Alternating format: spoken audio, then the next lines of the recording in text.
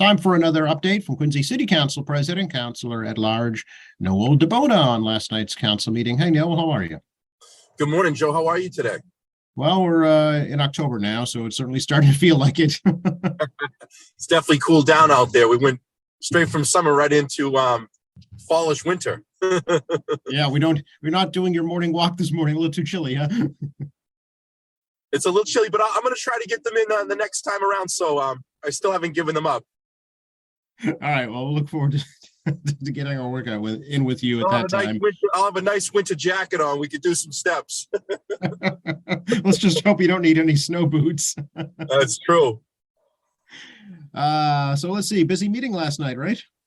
Yeah, we had a pretty good meeting last night. We first started off with Commissioner Al Graciosa from the DPW, the commissioner there, and he came in with a nice report on what has been done over the last basically year, starting up maybe I would say March and April, obviously getting the bids in February of 2022, and just all the work that's been done thus far and what's going to be finished and start dates and stuff like that. So great report. Any money, any funding that was that he's done a good job with on not spending all the funds. We're doing more streets. So it was a good report up there at the city council last night. Did he say any projects coming up that haven't been done yet this year that he's hoping to get to before the end of the year? Yeah, well, some of the grade streets, have to be done in particular wards. He spread it out very well where, it looks like almost every ward council will get kind of the same amount of work done in each particular area. Some wards, they overlap. Obviously, I'm at large, so I only care about the whole city, but I'd like to see it spread out throughout the city, which is a great job. On the report and on the data is a start date and an end date.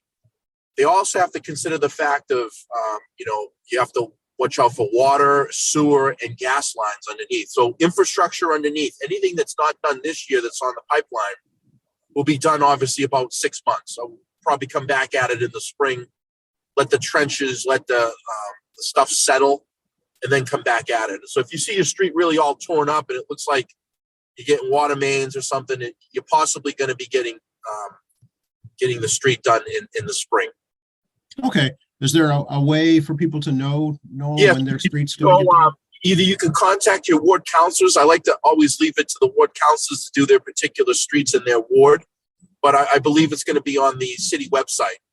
So it's a nice little schematic data sheet that allows you to see which streets are on there. So I think you did. Commissioner Gracioso and his team did a great job of coming in. We asked a lot of great questions, and Commissioner Gracioso has got a great eye. So he's very meticulous and he sees everything. So we're looking forward to getting more streets done, more sidewalk repairs throughout the city of Quincy. Okay, very good. I know there was a request from administration for some more money for the police station. Yes, the greatest thing was I said to the mayor, I says, how much is it going to be? He goes, less than 30, but more than 20. And he come in with 23 million. So it's closer to the 20 mark. So it looks good.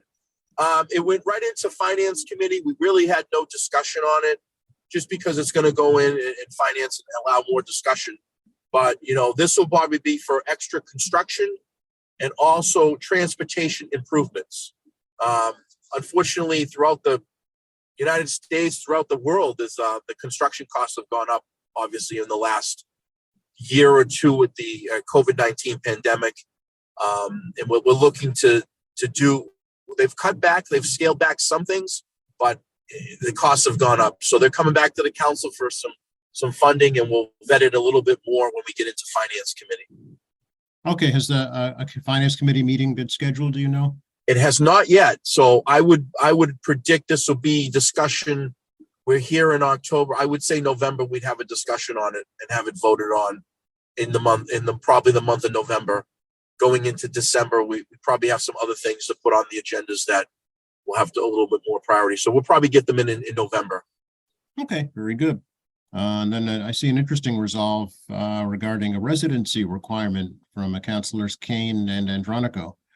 Yes, they Councilor Andronico and Councilor Kane have brought in a resolution basically trying to establish some type of resident requirement living in the city of Quincy. There's obviously a lot of different exclusions and grandfathered in type of things. It's basically more of a discussion to put into committee and have that discussion on what the councilors think they should do. It wouldn't be for the existing folks that are already working in the city. It would be for the new folks come looking to get a new job or a new job title. I guess a new job, basically, not a new job title, but working in the city of Quincy. It's something that was brought in by Peter Colson back in the day. I talked to Councilor Chuck Phelan. He says, "Yeah, we brought this in years ago." So it's probably been about 20 plus years that they've brought that in as a basically an ordinance. So this is going to be, I guess you could call a resolve. It won't be an ordinance change, but it'll be a great discussion about it in committee. It's in the oversight committee now.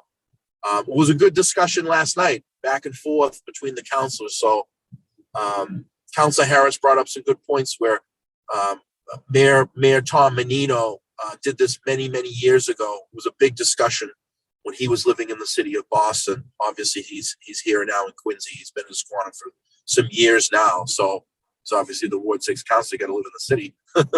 But he had a great discussion basically talking about how Mayor Menino established this back in the day when he was first running for office. So it's something that Boston has developed. I mean, I believe the firefighters over there, with police officers, I believe it's the first 5 years they have to live in the particular city of Boston.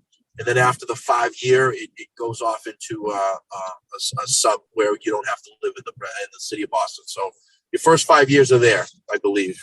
I still think that's still established in Boston. I don't know how that's going to be in Quincy, and I don't want to think that we're going to do that. I don't know how I feel about this yet. I'll be honest with you, Joe. I don't know either way, because I can look at it both ways, where the job force is out there. You're looking for the best people possible.